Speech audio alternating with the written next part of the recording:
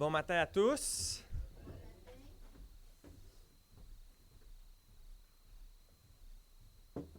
Merci encore une fois de m'accueillir. Toujours une joie de venir ici et de vous voir, chers frères et sœurs. Je vous invite à ouvrir dans vos Bibles, dans le chapitre 15 d'Actes des Apôtres. Donc, on continue notre série intitulée « Le Concile de Jérusalem ». Et là, c'est la partie 2 aujourd'hui. Et le titre de cette prédication, c'est « Des églises unies pour l'Évangile ».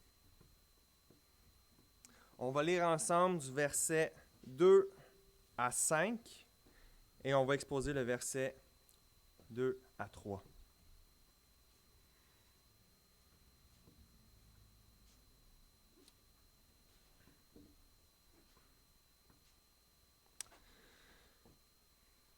Paul et Barnabas eurent avec eux un débat et une vive discussion. Et les frères décidèrent que Paul et Barnabas et quelques-uns des leurs monteraient à Jérusalem vers les apôtres et les anciens pour traiter cette question. Après avoir été accompagnés par l'Église, ils poursuivirent leur route à travers la Phénicie et la Samarie, racontant la conversion des païens, et ils causèrent une grande joie à tous les frères. Arrivés à Jérusalem, ils furent reçus par l'Église, les apôtres et les anciens. Et ils racontèrent tout ce que Dieu avait fait avec eux. Alors quelques-uns du parti des pharisiens qui avaient cru se levèrent en disant qu'il fallait circoncire les païens et exiger l'observation de la loi de Moïse. Ce matin, on va avoir 3 points pour exposer les 2 versets, versets 2 et 3. On va avoir, premier point, des églises en communion. Deuxième point, la sainte Église de Dieu, appui et colonne de la vérité. Et troisième point, la joie d'entendre parler des œuvres de Dieu. Prions ensemble.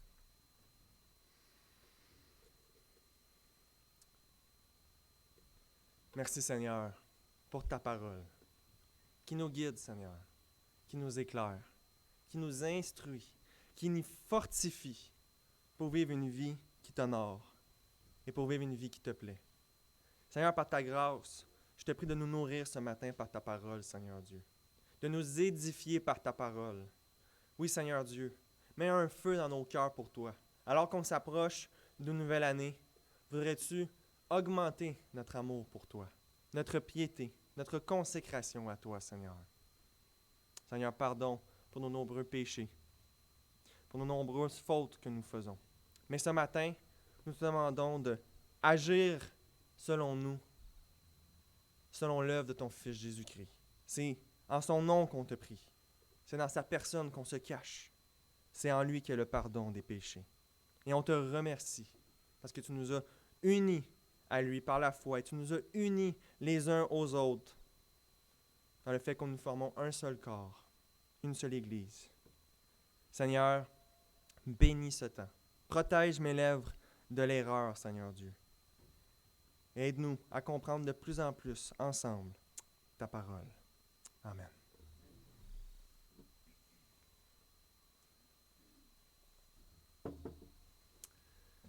Dans ma famille, on a eu plusieurs expériences avec différentes églises à travers le Québec. Alors, dans ma famille, mes parents, pour diverses raisons, se sont un peu promenés d'église en église. Et malheureusement, c'est très malheureux, j'ai beaucoup d'histoires que j'ai entendues ou que j'ai vues d'églises locales qui avaient des grandes déficiences, des grandes difficultés. Hein, que ça soit, j'en ai entendu des affaires en passant par le pasteur qui jouait les dîmes à la bourse. Et d'autres, oui, j'ai entendu ça. D'ailleurs, il a même fait dans la prison pour ça. Là, c'est véridique. Et bien évidemment, je ne vais pas dire les noms, inquiétez-vous pas. Puis de voir des congrégations pour un rien se diviser, faire 2 autres églises, voir de la querelle à travers les membres ou dans le conseil des anciens. Et j'ai vu beaucoup d'autres choses semblables, malheureuses. Des églises un peu divisées, éparpillées. Et quand je regarde toutes ces églises-là, puis évidemment, c'est très attristant, mais je remarque toujours un lien qui les unit, une caractéristique qui leur sont propres. Ce sont des églises qui ne sont pas en communion ou redevables avec d'autres églises. Bien sûr, évidemment, ce n'est pas le seul facteur. On s'entend que le péché, c'est le plus gros facteur. Mais l'idée est que ce sont des églises qui ont eu des moments de crise et qui se sont renfermées sur eux-mêmes. Hein, ils n'étaient pas connus de grandes personnes, pas connus de d'autres assemblées. Ils étaient un peu pris avec leurs propres problèmes. Et inquiétez-vous pas que bien d'autres le remarquent, ça également. Hein, par exemple, les catholiques nous pointeront du doigt en nous disant « Oui, vous voulez qu'on joigne la réforme, vous voulez qu'on devienne protestant, mais regardez-vous un peu. Vous êtes tous divisés, vous êtes tous dans vos coins, il n'y a personne qui se parle, vous êtes fracturés, vous êtes désunis. Ça ne donne pas vraiment envie. Hein, ils vont nous accuser de faire dénomination après dénomination. Et notre cercle de communion devient de plus en plus restreint dans certaines églises à tout ce que dit le pasteur. Et que ça devient il remplace pratiquement la parole de Dieu. Et ça ne donne pas non plus envie aux gens qui ne connaissent pas Christ de voir des églises divisées, de voir des églises brisées. Ah, mon frère Alain à notre assemblée, il disait il y a 2 questions importantes à répondre dans la vie. En fait, il y en a vraiment juste 2 qui sont vraiment importantes à répondre. Il dit, la première question, c'est « Qui est Jésus? » Puis là, une fois qu'on découvre que c'est Christ le Messie, on se repent de nos péchés, on met notre foi en lui, on est sauvé. Puis après ça, la deuxième, plus importante question, c'est « Dimanche, je vais où? » En voulant dire que ça vient quand même assez rapidement. Hein? Il y a, comme on dit, il y a du choix sur la table et ça peut même être perplexant et questionnant de savoir, OK, est-ce que c'est vraiment ça la vérité quand on voit que c'est un peu, tout le monde est un peu un électron libre. Tout le monde fait un peu ce qu'il veut, comme qu'il veut. Et malheureusement, dans ces églises-là que j'ai connues par le passé, c'est très rare que ces assemblées ont de la bonne doctrine qui est mise sur le pupitre et qui est donnée aux brebis de Christ pour les nourrir. C'est très rare qu'il y ait une vision de l'Église aussi qui est centrée sur la parole et qui est formée et construite par la parole de Dieu. Parce que je ne vous apprends rien. Dans l'Église de Dieu, c'est Dieu qui gouverne. Hein, Calvin disait que Dieu gouverne son Église par le trône de la chair, ça veut dire le pupitre. Quand la parole de Dieu est prêchée adéquatement, le Saint-Esprit révèle le sens et l'Église de Dieu se conduit selon la volonté de Dieu et non pas selon la volonté d'un homme. C'est donc bien important que, alors qu'on va regarder Acte 15, ce qu'il faut comprendre, c'est qu'on n'est pas là pour utiliser la sagesse mondaine pour gérer l'Église, comme si l'Église serait un peu comme une entreprise qu'on chercherait à organiser selon la sagesse du monde et selon des structures qu'on peut voir ailleurs, mais c'est selon ce que Dieu nous montre comme exemple pour l'Église. C'est lui qui décide, c'est pas nous. Alors, ce matin, nous avons un exemple de l'Église primitive, fondée par Christ, où est-ce que les apôtres sont dans l'Église. Et Luc, inspiré de façon infaillible, c'est-à-dire qu'il ne peut pas se tromper, par le Saint-Esprit, nous montre comment est-ce que l'Église fonctionnait. Là, spécifiquement, c'est à Antioche. Verset 2. Les frères, donc c'est-à-dire l'Assemblée d'Antioche, décidèrent que Paul et Barnabas et quelques-uns des leurs monteraient à Jérusalem vers les apôtres et les anciens pour traiter cette question. Et la question est-ce qu'il faut avoir la circoncision pour être sauvé? Est-ce que c'est Jésus plus Moïse pour rentrer dans le royaume de Dieu? C'est ça tout le débat qu'on va voir défiler aussi dans les prochaines prédications sur Acte 15. Et notez le réflexe de l'Église d'Antioche. Ils décidèrent que Paul et Barnabas et quelques-uns des leurs, donc des représentants de leur assemblée locale, vont aller voir l'Église de Jérusalem, vont aller vers une autre Église pour avoir de l'aide face à cette question-là.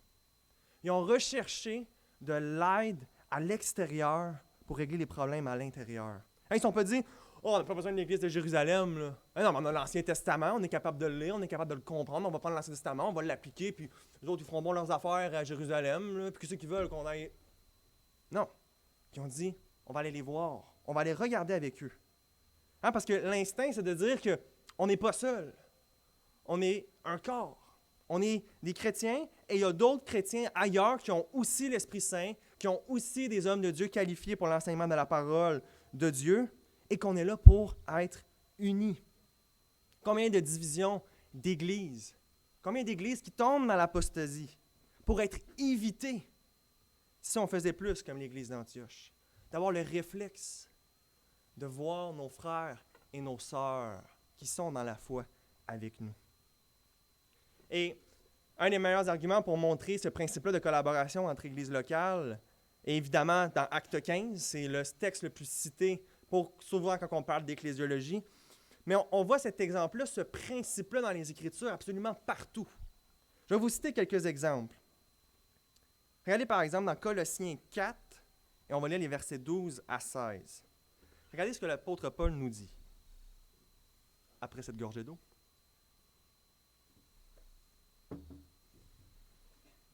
Il dit, « Épaphras, qui est des vôtres, vous salue, esclave de Jésus-Christ.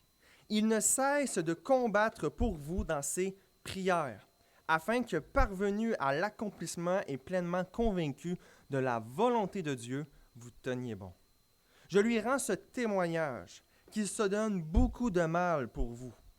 Pour ceux de Laodicée et pour ceux de Hiérarpolis. » Donc là, déjà, on voit que Paul connaît les autres églises et qu'il leur parle de ces églises-là en présupposant qu'ils vont connaître les autres églises-là. Ah ben oui, c'est les frères de tel endroit qui appartiennent aussi à Christ.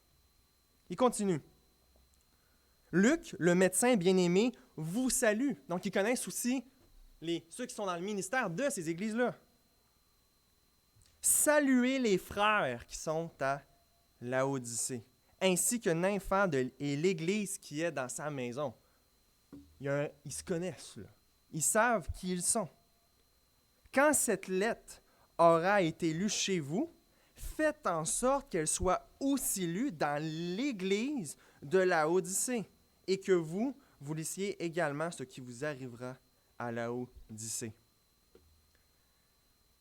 Paul nous montre les églises, et est-ce qu'on a un portrait d'églises qui se haïssent mutuellement et qui ne veulent pas se parler? Non, on a un beau portrait. On a une église qui connaisse les ministres qui accompagnent Paul. Paul connaît les ministres de l'église de Colosse, et eux connaissent aussi les autres églises autour d'eux. Acte 18, versets 24 à 27. C'est le récit de Apollos.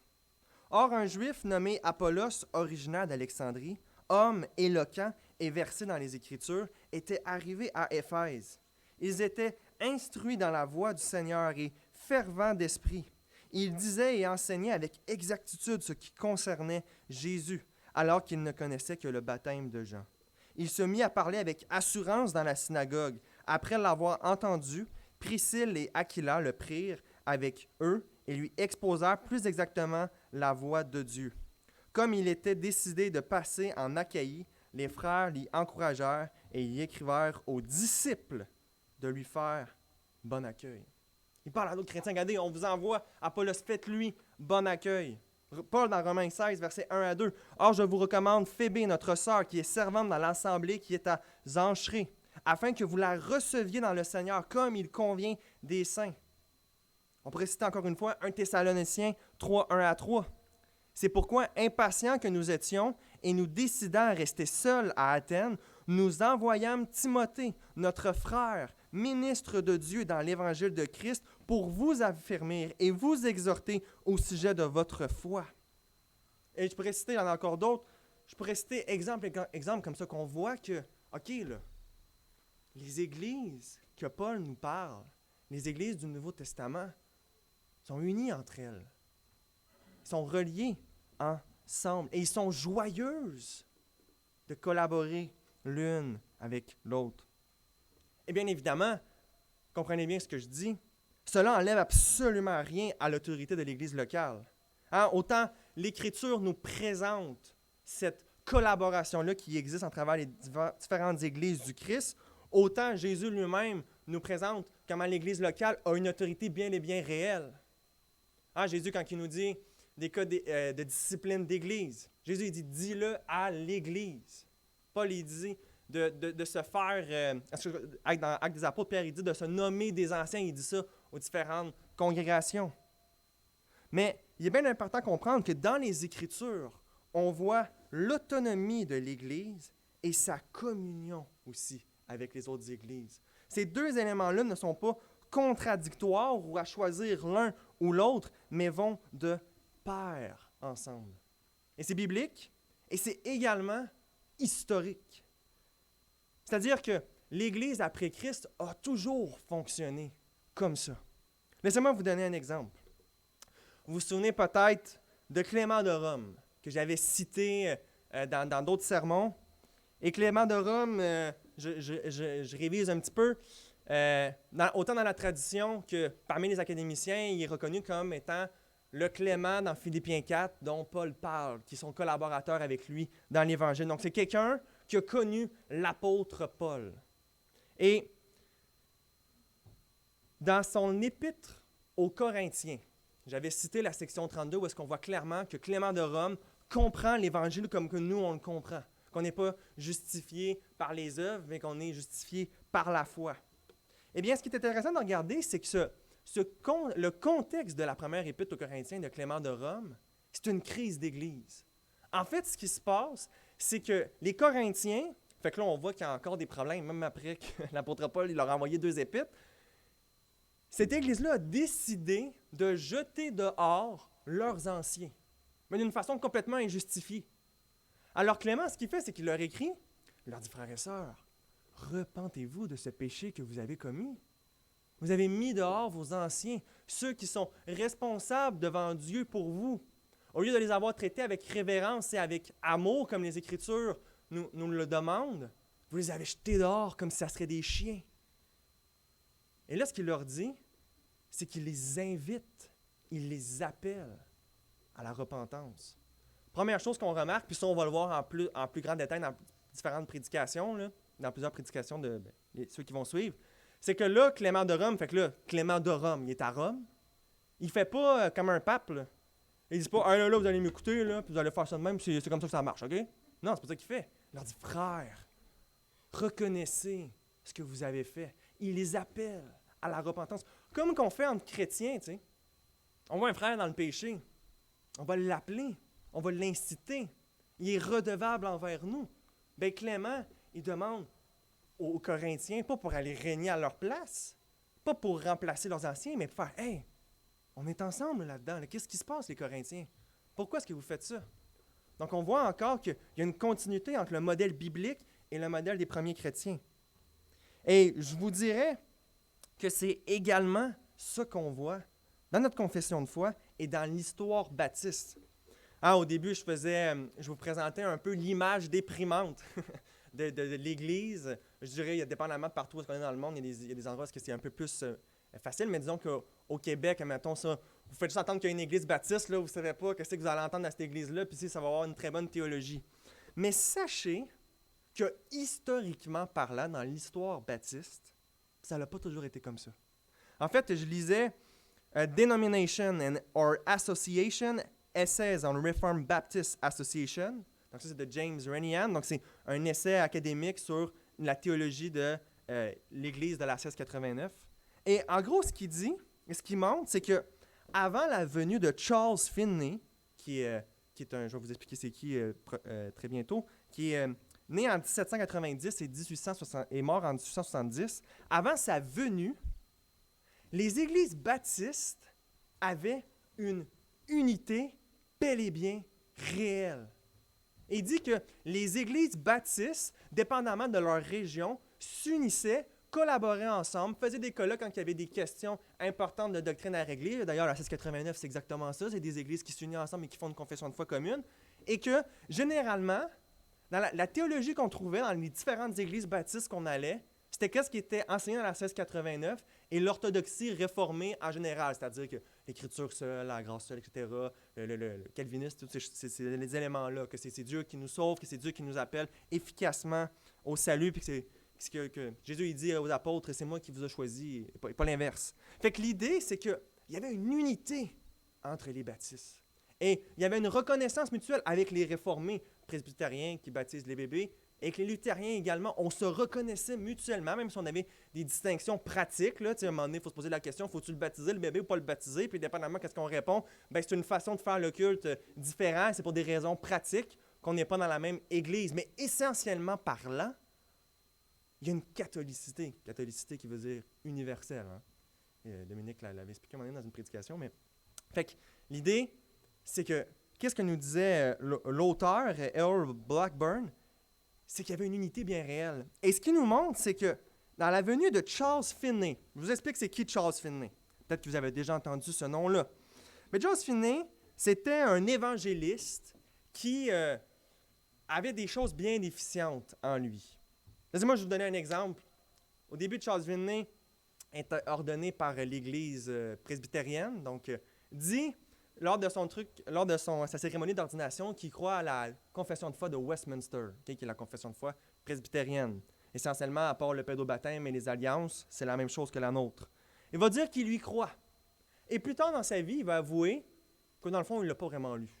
Il n'a pas vraiment pris connaissance de ça. Donc, qu'est-ce qui est arrivé? C'est que Charles Finney était dans l'Église presbytérienne, et au fur et à mesure, il dit, OK, je ne crois pas en tout ce qu'il croit. Regardez ce qu'il nie, Charles Finney. Il nie la justification par la foi seule. Il nie le fait que Christ a réellement payé nos péchés sur la croix et que sa justice nous est donnée gratuitement par la foi. Il dit que le chrétien doit atteindre la perfection dans la sanctification. Il n'accepte pas le péché originel, c'est-à-dire qu'on est affecté par le péché de façon naturelle par Adam. Et bien d'autres choses. Et bien évidemment, il dit que ce qui enseigne la confession de foi de Westminster, c'est complètement n'importe quoi. Et lui, il a la Bible et son interprétation est vraiment la bonne. Et il divise l'Église presbytérienne avec l'arminianisme, mais un arminianisme vraiment avancé qui s'approche pratiquement de l'hérésie. Donc, l'idée, c'est que lui divise le mouvement baptiste quand il est là. Il dit un peu à tout le monde, « Ah ben oui, écoutez pas ceux qui sont au-dessus de vous, là. Regardez, c'est comme ça que la Bible fonctionne, un peu tout seul dans son coin. » Et boum, la division arrive. Donc, historiquement, notre ecclésiologie, donc notre doctrine de l'Église, a été dans une unité joyeuse. On n'aurait pas eu cette dépression, on va dire, en regardant l'Église, si on aurait été à leur époque. Donc, il y a un instinct biblique et historique à la collaboration. Et nous aussi, on doit le posséder et prions pour qu'au Québec, spécifiquement, on le possède plus. Parce que, ultimement, comme qu'on voit dans le credo des apôtres, hein, je crois en Dieu, etc., il y a l'affirmation, je crois en l'Église catholique, l'Église universelle. Parce que derrière la collaboration des églises entre elles, il y a ce fait-là qu'au fond, au ciel, on va être un, complètement un, puis dispersé de façon géographique, et puis dispersé aussi au niveau de la théologie, parce que des fois, on peut faire, pourquoi on a des différences théologiques, des fois, ça peut être par le péché, par nos erreurs de raisonnement, par notre faiblesse, mais aussi, il n'y a plus ça, c'est la perfection absolue. On est un complètement. C'est cette idée-là qui est anticipée dans la communion des églises entre elles.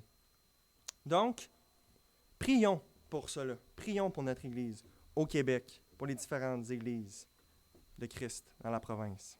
Deuxième point, la sainte Église de Dieu, appui et colonne de la vérité, verset 2.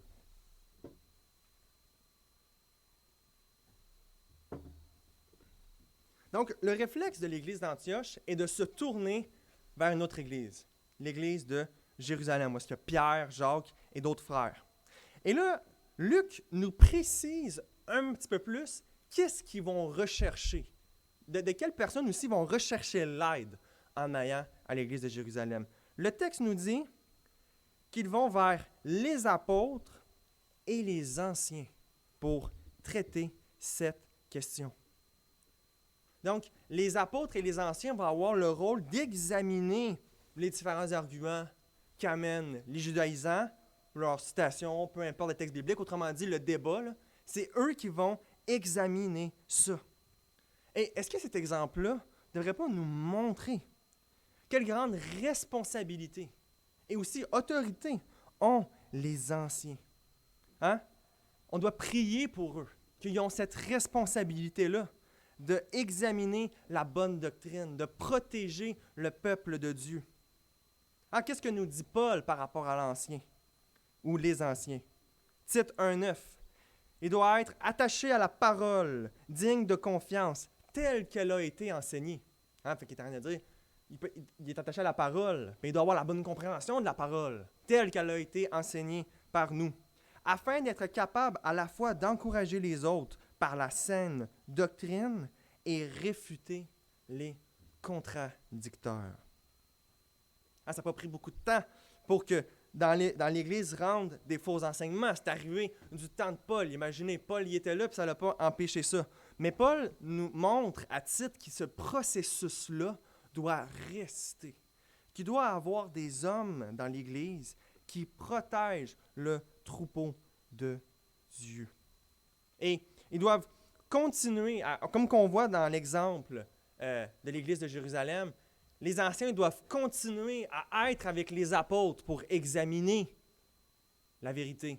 Et comment est-ce qu'ils communient avec eux malgré leur mort? C'est en prenant leurs écrits, ce qu'ils ont enseigné dans le Nouveau Testament. Donc, on voit que Tite nous qualifie un ancien. Ça doit être quelqu'un qui est propre à enseigner et réfuter. Puis c'est tout à fait logique. Si je vous dirais, je te propose tel chirurgien pour ton opération, mais disons qu'il a séché un peu les cours et qu'il a fait rapidement ses devoirs. On ne se sentirait pas vraiment en confiance que ce soit lui qui prend le contrôle de notre corps, qui nous endort, qui nous opère. C'est le même principe ici. Christ donne des qualifications pour les anciens dans son Église parce qu'il veut que ces anciens-là répondent à des critères pour protéger l'Église, justement. Et c'est mon ami Maxime Georgel, pour ceux qui ne connaissent pas Maxime Georgel, c'est un Français presbytérien qui avait fait un débat récemment avec un catholique, qui est beaucoup dans l'étude des pères de l'Église et les dialogues qu'on a avec les catholiques romains, les réponses qu'on leur apporte aux critiques qu'ils nous donnent. Et c'est Maxime qui m'a fait réaliser quelque chose.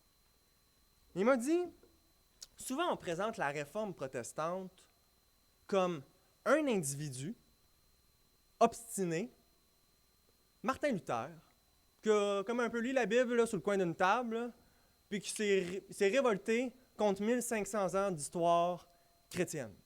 Que c'est un homme contre un empire ecclésial.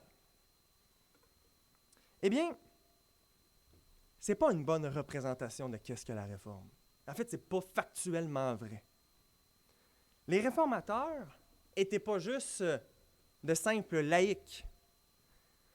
Ceux qui ont amené la réforme, parce qu'il n'y a pas juste Martin Luther, on sent beaucoup de choses sur Martin Luther, mais il y en a plein des réformateurs, là, c'est des prêtres ordonnés par l'Église catholique romaine, des moines, des professeurs d'université, des docteurs en théologie.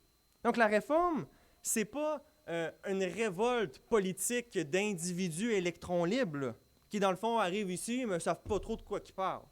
Non, l'idée, c'est que c'est des gens qui avaient un ministère donné à eux.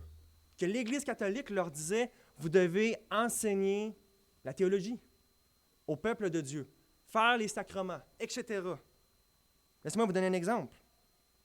En fait, je vais vous en donner deux. Et le deuxième est assez cocasse. Pierre Vermigli, a été mis conjointement avec le cardinal Contarini pour amener la contre-réforme, pour répondre à Luther. Et Pierre Vermigli, c'était le chef de l'ordre des Augustiniens. Fait qu'on s'entend-tu que niveau connaissance théologique, niveau connaissance de l'histoire, niveau étude de la parole, il était quand même pas pire. Eh bien, en engageant avec les idées de Luther, Pierre Vermigli est devenu un réformateur. C'est un réformateur italien, Pierre Vermigli, mais il était ordonné par le pape d'aider le cardinal Contarini à mener la contre-réforme. Le cardinal Contarini, un catholique, un cardinal, c'est eux qui sont proches du pape. Eh bien, il décide de faire un colloque avec le réformateur Martin Bucer, pour discuter de la justification par la foi seule et d'autres sujets. Ils se mettent à discuter ensemble, à débattre. Et quand Irénée dit, oui, vous avez raison, on est justifié par la foi seule. Donc, lui, à la fin du colloque, il tombe d'accord sur la justification par la foi seule. Sur quoi ils ne sont pas capables de s'entendre, c'est l'autorité du pape dans l'Église.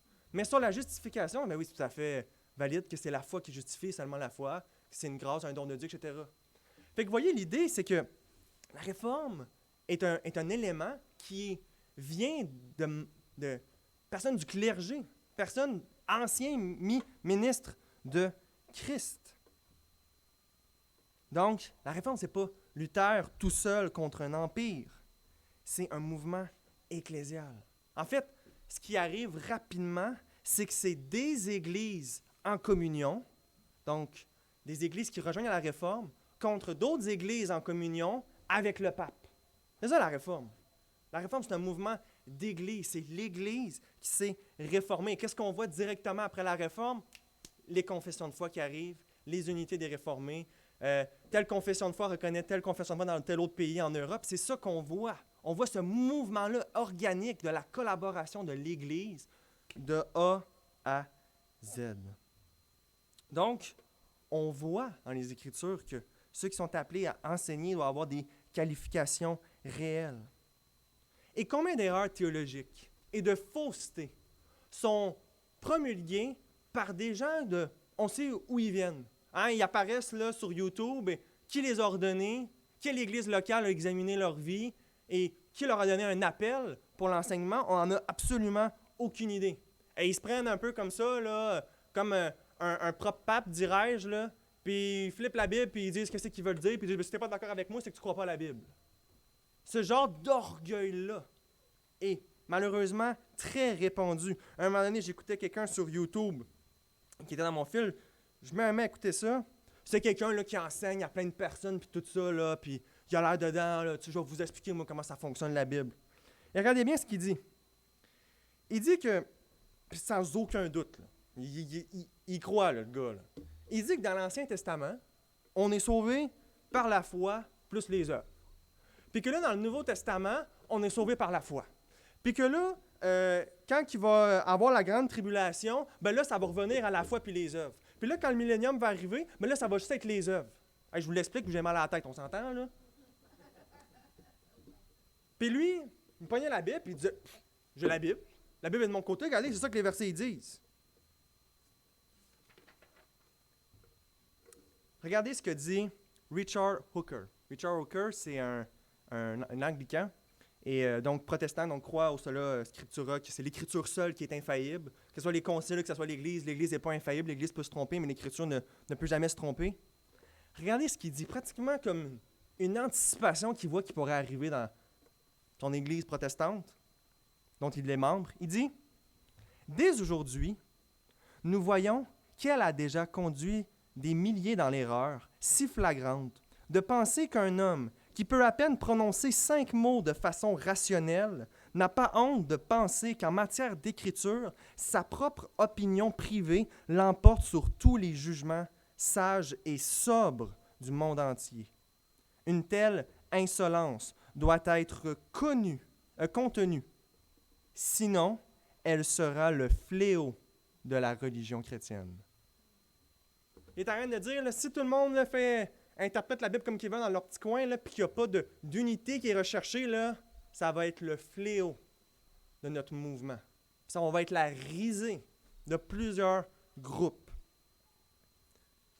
Si cet homme-là, sur Internet, aurait eu l'humilité de se dire, le Seigneur a donné l'Esprit Saint à d'autres personnes avant moi, puis Paul nous dit dans 1 Timothée 3 que l'Église est l'appui et la colonne de la vérité. C'est pas elle la vérité, c'est pas elle qui crée la vérité, elle soutient la vérité qui est ce que Dieu a révélé à travers Christ.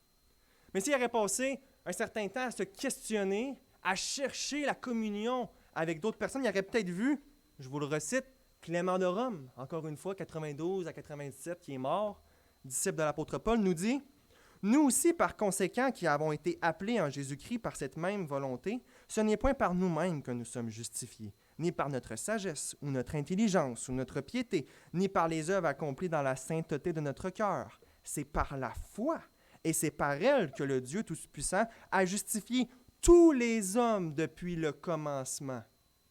Il est en train d'unifier la façon d'être sauvé de Adam au dernier homme qui va exister. Depuis le commencement, à lui soit la gloire dans les siècles des siècles, ainsi soit-il. Donc, on voit ce que ça peut amener de ne pas chercher cette unité-là. Et j'aurais envie de lui dire à cet homme-là, qui es-tu pour te croire au-dessus de tout le monde comme ça? Puis juste balayer 2000 ans d'histoire chrétienne, de toutes les confessions de foi que Dieu nous a données providentiellement, puis de balayer ça, de venir contredire la vie universelle de l'Église du Christ. Et on pourrait dire cette question-là à bien des personnes. T'es qui, toi, Mohamed, pour venir contredire tous nos pères dans la foi, puis tous ceux qui ont les Écritures depuis le début? Vous êtes qui, vous, les témoins de Jéhovah, pour venir nous dire qu'on n'a rien compris, puis que dès le début, on s'est trompé sur la Trinité, quand c'est clairement biblique, puis c'est ça qu'on confesse depuis 2000 ans? Vous êtes qui, vous, les Mormons, pour nous dire que Jésus est une créature, puis que Dieu était un homme avant, puis qu'il y a plein de dieux, alors que depuis 2000 ans, la foi chrétienne, en se basant sur les Saintes Écritures, affirme la vérité. Vous savez, il y a une différence qu'il faut bien comprendre entre ce qu'on appelle le solo scriptura et le sola scriptura. En fait, il y a une lettre, un O puis un A. Un solo scriptura, ça veut dire qu'on a l'orgueil de penser qu'on n'a pas besoin de personne pour comprendre les Saintes Écritures, puis que, no creed but the Bible, mais dans le fond, dire pas de credo sauf la Bible, mais dire ça, c'est comme dire un credo. Tu sais, Pascal, il montrait dans son introduction sur la 1689, il disait, la question, c'est pas de savoir si on a une confession de foi ou pas. On en a toute une. Soit qui est écrite ou qui est là-dedans. Vous allez voir n'importe quel pasteur qui vont rire de ça, mais ils ont toutes des choses qui croient sur Dieu. Dis-moi c'est quoi tu crois? Je crois telle affaire. Bon, ben c'est ça que tu confesses. L'autre, c'est la même affaire, juste qui est écrite. C'est le même principe. Puis elle est testée après que le temps, puis elle est centrée sur la parole, puis il y a des versets qui sont là pour les approuver, puis on confesse ça avec plein d'autres chrétiens à travers l'histoire. Donc, vous voyez l'idée que ça, c'est le sola scriptura. Le sola scriptura, ce que ça dit, c'est que c'est la Bible qui ne peut pas se tromper, puis c'est la Bible qui fait autorité au-dessus des autres écrits chrétiens. C'est ça qu'Augustin il va dire, je l'avais déjà cité, mais peu importe la beauté ou l'intelligence, il dit, il y a juste les Écritures, ultimement, qui peut convaincre vraiment mon âme, puis c'est juste ça qui ne peut pas errer. Donc, et aussi, ce que je suis en train de dire, ne me comprenez pas mal, je ne suis pas en train de dire que la parole de Dieu n'est pas claire, ou que Dieu a comme manqué son coup en nous donnant les Saintes Écritures. Non, Dieu nous a donné l'Esprit, Dieu nous fait grandir dans la compréhension de la parole de Dieu, mais il faut bien comprendre qu'est-ce qu'on a toujours voulu dire par la doctrine de la clarté des Écritures. Ce qu'on dit, et ce qu'on a toujours dit, c'est que la Bible est claire pour montrer le chemin du salut, c'est-à-dire que n'importe qui, peu importe son éducation, peu importe d'où il vient, s'il est capable de comprendre le langage, ben, il peut lire la parole et voir dans l'Évangile de Jean, celui qui croit en moi, la vie éternelle. Aussi simple que ça, et boum, il est sauvé dans la gloire pour toujours. Deuxième élément, que veut dire la clarté des Écritures, c'est que n'importe qui peut la lire et avoir un bénéfice spirituel. C'est ça qu'on veut dire.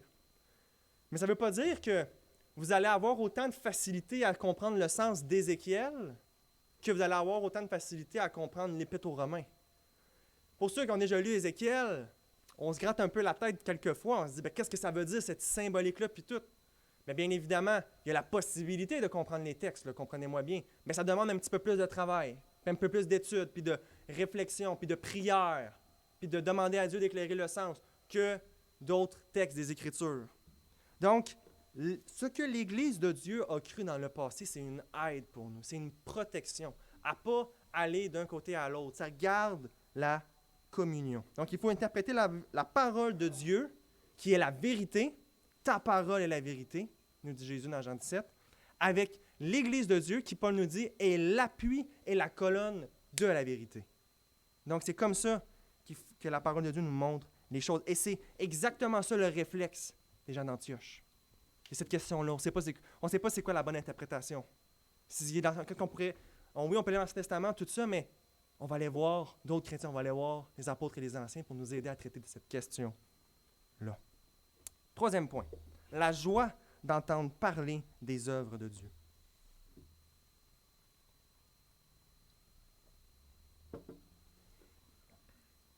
Verset 3.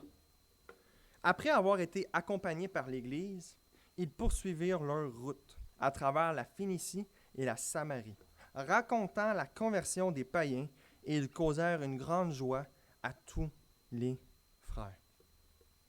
Ils partent et l'activité qu'ils font, c'est en passant par, comme nous dit le texte, la Phénicie, la Samarie, ils se mettent à raconter tout ce que Dieu a fait à travers eux, la conversion des païens. Et ici, Luc nous présente ça probablement pour anticiper ce qui va venir dans les autres versets. On va voir dans le discours de Pierre, dans le discours de Jacques, que l'argument qui revient, c'est les œuvres de Dieu pour montrer qu'on n'a pas besoin d'avoir la circoncision. C'est-à-dire que Dieu les sauve, Dieu leur donne leur esprit, l'esprit de Dieu, ils ont tout comme nous. Pourquoi que nous, on leur rajouterait une barrière alors que Dieu ne leur a pas mis? Ça va être ça l'argument de Pierre et de Jacques, on va le voir. Donc, ici, Luc nous mentionne ça probablement pour montrer que Pierre et Barnabas, qui ne sont même pas encore consultés, sont d'un même esprit par rapport à cette question-là déjà en partant. Et ce qu'il fait, c'est qu'il parle aux gens des conversions des païens. Et il y a peu de choses qui donnent autant de joie aux chrétiens que de voir un autre pécheur pardonné, justifié et sauvé par Christ. Quel bonheur de voir quelqu'un passer de la mort à la vie, des ténèbres à la lumière. De voir l'Esprit œuvrer en amenant des gens dans son Église. Et vous savez, il n'y a pas de plus grande prière qu'on peut faire pour quelqu'un que de prier pour le salut de son âme. En fait, c'est la plus grande priorité. En notre monde, il se pose beaucoup de questions, met beaucoup de choses de l'avant, des questions de société, des questions économiques. Mais au fond, la seule question qui importe, c'est notre âme. Le salut de celle-ci. Jésus nous dit, à quoi ça sert à un homme de gagner tout le monde s'il perd son âme? Quelle futilité d'accomplir les choses qu'on veut faire, de faire nos rêves, de faire nos buts, comme c'est beau. Oui, mais si tu perds ton âme à travers tout ça, tu as perdu la chose dans le fond qui importait vraiment. Il n'y a pas de plus grande prière à faire pour quelqu'un. On peut prier pour beaucoup de choses pour des gens, espérer que Dieu réponde. On peut prier pour des guérisons, s'ils ont des difficultés financières, que le Seigneur les rétablisse là-dedans, que Dieu les aide à surmonter peut-être leur dépression. Mais si la gêne attend l'âme du pécheur, à quoi bon si toutes ces prières-là sont répondues, mais que l'âme n'est pas sauvée? Chrétien, s'il y a des gens dans votre entourage qui ne connaissent pas encore le Seigneur, n'abandonnons pas. Persévérons dans la prière. Prions qu'on puisse faire comme Paul et Barnabas et raconter ce que Dieu a fait. Raconter les œuvres de Dieu. Jésus nous dit d'être comme cette veuve qui va au pied du juge et qui ramène la même requête continuellement et qui n'abandonne pas. C'est ça que Jésus il veut. C'est comme ça qu'il veut qu'on prie. Il nous dit, soyez comme elle. Il nous donne un exemple. C'est celui qui exauce les prières qui nous dit, voici comment je veux que tu viennes à moi. Voici, je veux que ça soit quoi ta mentalité, que tu pries et que tu demandes et que tu persévères dans ta demande. Il n'y a pas de plus grand bonheur. Et rien ne fera plus notre bonheur de les voir sauvés. Et rien ne fera plus leur bonheur à eux d'être sauvés. Et quel grand privilège de voir Dieu convertir des pécheurs en nous utilisant. Quelle grâce infinie. J'ai eu la chance récemment de voir la première personne que Dieu a sauvée en m'utilisant pour annoncer l'Évangile se faire baptiser. Il y a quelques dimanches. Un ami du secondaire. Et ça m'a tellement fait du bien de voir ça. Vous savez, des fois, la vie chrétienne n'est pas toujours facile. Hein? Des fois, on trouve que notre croix est un peu plus lourde que d'habitude. Hein? Et notre âme peut tomber dans l'abattement. Et cette conversion-là est venue mettre comme un baume sur mon cœur, de voir que Dieu agit encore aujourd'hui. Dans l'eau du baptistère, c'était drôle parce que Raphaël, c'était un gars très, très, très intelligent. Puis les premières questions qu'il me posait, parce que c'était un ami du secondaire, dans le fond, on avait repris contact. Là, il avait vu que j'étais marié, il capotait. Que j'étais marié à mon âge. Il dit, oh. Puis déjà que le monde, il se marie pas à 30-40 ans de nos jours, encore moins quand tu as 22 ans, disons. Fait que il a repris contact avec moi, puis là, il me parlait, puis il me posait des questions. Puis il me parlait à me dire, je crois pas à ça, moi, la foi chrétienne, voyons donc. Tu sais, comme on parlait beaucoup ensemble au début de l'évolution, tu sais. Et il me donnait des arguments, puis moi, je répondais à ces choses, tu sais. Je lui montrais que, mettons que l'évolution, déjà, juste au niveau de la raison philosophique, ça fait pas de sens. Puis après ça, on rentrait plus dans les détails, on va dire, d'arguments un petit peu plus de type scientifique, c'est-à-dire que ce soit peu importe c'est quoi, là, je vais pas commencer à les énumérer, les expliquer, je vais pas me perdre dans les fleurs du tapis, comme qu'on dit. Mais réponse après réponse, argument que je lui répondais après argument, j'ai vu qu'il commençait à changer de réflexion. Il commençait à voir, OK, ça fait du sens, là. Dans le fond, ça fait pas de sens que je crois pas en tout, là. Et dans les autres du baptême, il avait dit si je suis ici aujourd'hui, c'est parce que j'ai perdu le débat avec Daniel.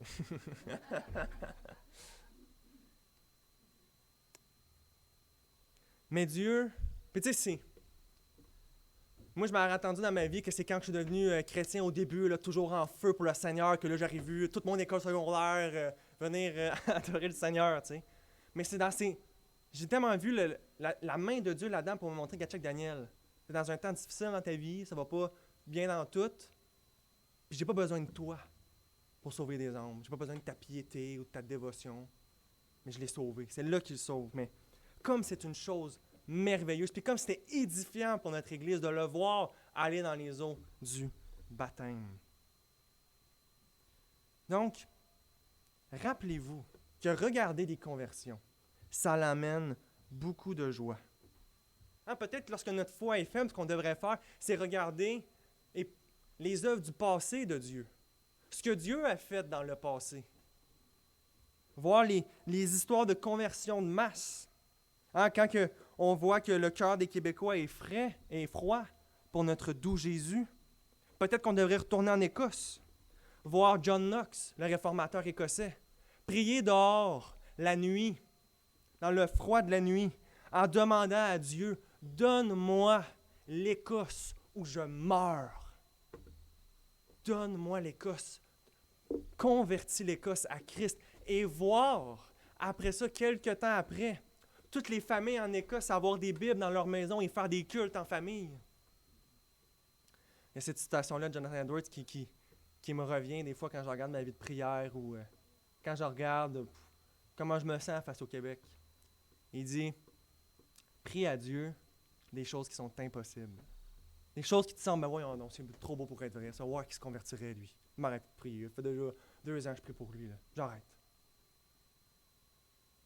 Alors que Dieu, vous pensez que toutes les histoires qu'on voit dans l'Ancien Testament, là, d'œuvres miraculeuses de Dieu, quand Dieu a agi, là, Paul nous dit que c'est là pour nous édifier, pour nous instruire. Là. Quand vous priez pour vos proches, quand vous leur annoncez l'Évangile, puis que vous voyez leurs yeux complètement désintéressés de votre Jésus, rappelez-vous qui est votre Dieu et qu'est-ce qu'il peut faire.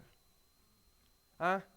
Quand dans les Évangiles, on voit l'homme s'approcher de Jésus, qui dit « Seigneur, si tu peux, guéris-moi. » Et là, Jésus l'arrête et lui dit « Si je peux? »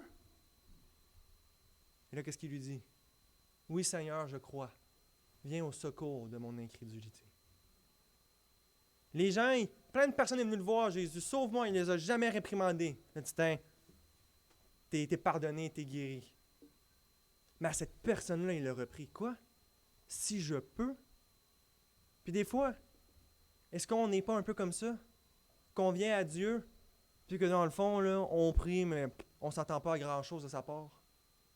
On s'entend pas, on le prie parce que là, c'est le mercredi soir, puis on vient prier, puis le matin, après ma Bible, je vais prier, mais est-ce qu'on ne réalise pas le fait qu'on a un Dieu omnipotent là, qui nous écoute, là, puis qu'à chaque instant, il peut prendre n'importe quel pécheur autant perverti qui peut exister, autant endurci qui peut exister. Hey, cet ami-là, Raphaël, là, si vous savez les choses que j'ai dit avec lui quand je n'étais pas chrétien, là, puis les choses qu'on croyait, puis les choses qu'on faisait. Puis aujourd'hui, il confesse Christ. Puis aujourd'hui, c'est lui qui amène la bonne nouvelle à ses autres amis. Il est un peu intense, Raphaël. Il m'a donné, ses amis l'avaient invité dans un bar, puis je voulais pas trop y aller, là, ça ne tentait pas trop. Mais là, il va pour faire plaisir à son ami, puis là, c'est intense, là, qu'est-ce qui se passe, là. Fait que là, il se sent mal, puis tout, d'avoir été, puis là, il voit un gars avec une croix, qui s'en va le voir. T'es chrétien, toi? Puis il se met à lui parler de ça, oh non, je me considère pas vraiment chrétien. Puis là, il dit, tiens, viens, on va dehors, puis il se va dehors, puis il se met à l'évangéliser, puis là, il aime bien, pour ceux qui connaissent Rick Comfort, là, où est-ce qu'il fait les 10 commandements, là, puis il lui fait tout le temps ça, là. Fait que tu penses-tu que t'es une bonne personne? On va regarder les 10 commandements ensemble. Tu sais, faut le tenir en cage, là. Mais tout ça pour dire que ça l'amène une joie de voir l'esprit de vie, mais de la vie. L'esprit ressuscité, Christ ressuscité des pécheurs. On va être heureux de les entendre rentrer dans le salut. Et si on est heureux de les voir sauvés, notre salut à nous doit nous rendre heureux. Lorsque le chrétien est heureux dans son salut, sa vie chrétienne devient beaucoup plus facile. Parce que sa joie ne dépend plus de lui, sa joie ne dépend plus de ses circonstances. Le salut en Jésus-Christ, est-ce que ce n'est pas la chose la plus importante dans tout l'univers? Est-ce que ce n'est pas ça aussi qui nous unit tous entre nous? Qui nous unit les uns avec les autres à travers le Québec? Notre lien à Christ? Alors pourquoi est-ce qu'on ne se concentrait pas à faire notre joie de ça? À délaisser les vains plaisirs et aller s'occuper des choses qui rendent vraiment heureux notre âme. C'est ça ma prière pour nous en 2024. Qu'on puisse se concentrer, appliquer notre temps à se concentrer sur les choses qui nous rendent vraiment, réellement heureux. C'est-à-dire le Seigneur, sa parole, toutes les vérités glorieuses. Les anges, nous dit la parole, veulent se plonger dans cette vérité-là que Paul et Barnabas s'en vont défendre et continuer à proclamer aux autres frères. Les anges veulent contempler l'Évangile. Puis nous, est-ce qu'on passe 5 minutes à y penser à chaque jour, peut-être même moins que ça? Les êtres parfaits qui voient Dieu continuellement, qui sont devant sa face, ils veulent plonger le regard dans cet Évangile. Quelle gloire! Il n'y a pas de plus grande gloire que l'Évangile. Mon ancien mentor au portail, à l'église où j'allais avant, il me disait, la première chose que je fais avec mon culte le matin, là, avant de commencer à lire la Bible, à prier, il dit, je me rappelle l'Évangile. Il dit, je me prêche l'Évangile.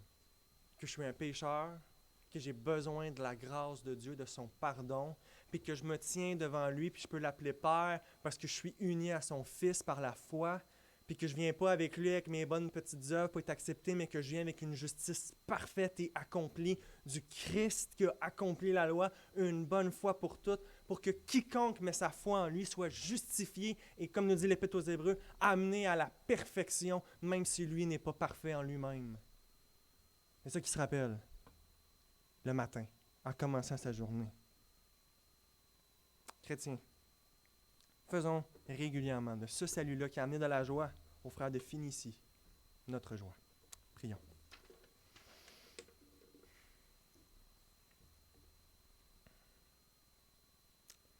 Seigneur, on complique bien souvent notre vie chrétienne. Et on t'oublie, Seigneur, si régulièrement. Pardon, Seigneur. Seigneur, on veut être heureux en toi. On veut que tu sois notre joie, Seigneur.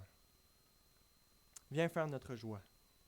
Fais que nous aussi, on puisse dire tes œuvres à nos frères et à nos sœurs. Fais que nous aussi, on puisse porter témoignage que tu agis encore aujourd'hui. Que tu es le Dieu de l'impossible. Que comme nous dit l'apôtre Paul, tu es le Dieu qui fait au-delà de tout ce qu'on peut imaginer, Seigneur. Et voudrais-tu augmenter notre amour les uns pour les autres? Notre humilité aussi également. De demander aux uns et les autres leur avis. Seigneur, je te prie que tu puisses par ta grâce nous faire vivre cette unité-là. Que tu puisses partout au Québec, Seigneur, de plus en plus unir les différentes églises entre elles. On ne sera peut-être pas d'accord sur tout, Seigneur, mais qu'il puisse avoir cette unité-là qui glorifie ton Amen.